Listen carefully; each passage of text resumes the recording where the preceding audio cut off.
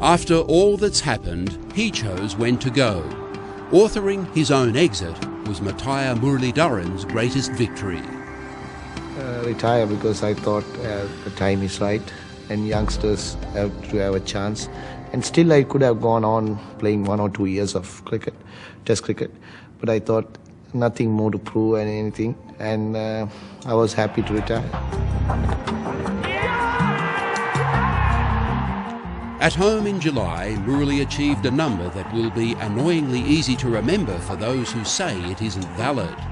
After taking 5 wickets in India's first innings, Murali then needed 3 more to finish his career with exactly 800. One point I thought, okay, when I'm bowling about 5 overs between at the time for the last wicket, thought, okay, 799, I'm going to finish. Doesn't matter, because if it's happened, that's happened. So I just put the faith on, it happens, just bowl. And it's the end of the day, it came. For his fans, the number is a monument. His critics say it needs an asterisk and that rules were changed to suit him.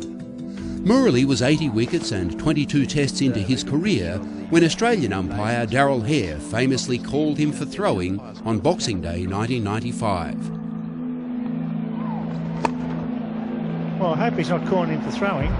Yes, well, I think we've got a sensation on our hands here. And he scored that one as well. Well, while David Boone has chalked up his 50, the youngster down the other end, Muralidharan, is seeing his career float right out of the window. While his partner Steve Dunn left Murali alone, Hair kept calling him from the crease and not square leg. The Sri Lankans felt he was prejudged. For an umpire to call a person a no ball from crease, it's very hard.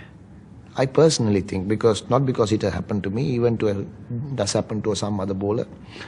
Because one thing is, they have to see the no ball, and they see how perfect they're going to be as a human. Darrell Hair's conviction put the heat on the ICC. Murali was a rising star from an emerging test nation. His elbow was frozen at an angle from birth. As Murali's arm goes over, it also swivels. In 1996, and again 3 years later, biomechanics from Hong Kong and the University of Western Australia cleared his action.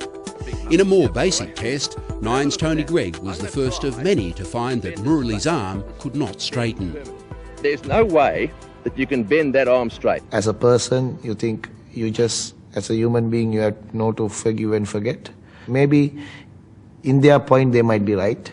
In my point, I might be right. So there is who's right, who's wrong, and very difficult to say.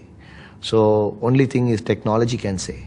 But then along came the Doosra. After 2 years in the nets, Murali unleashed his wrong'un in 2000. More controversy prompted extensive research that proved no bowler is completely straight-armed and that 15 degrees of bend is where straightening becomes visible and an advantage. Enduring more tests than a lab rat, Murali made his peace with Darrell Hair, returning to Australia in '99 and 2003. Only time I didn't come in 2006 because unwanted comment by at the time Prime Minister John Howard. Yeah. So he should. I think a Prime Minister should run the country rather than coming to cricket and just making comments. That'll be it! Ironically, the Test bowling record holder hit the winning runs in a one-day match in this final visit. He genuinely loves coming to Australia, even though his figures here are poor. Even in that 1995 Melbourne match, the Australian public was supporting me. Debate about Murali will continue for as long as his record stands, and that may be forever. What can't be argued is his courage or grace under fire. Being remembered as a nicer person who talks with other people and just mingle with people. So if I do that, then I will have after retirement also. More people will be liking me rather than, because some people maybe think sometimes cricketers are sportsmen arrogant, because that's the name I don't want. So it will be nice to people.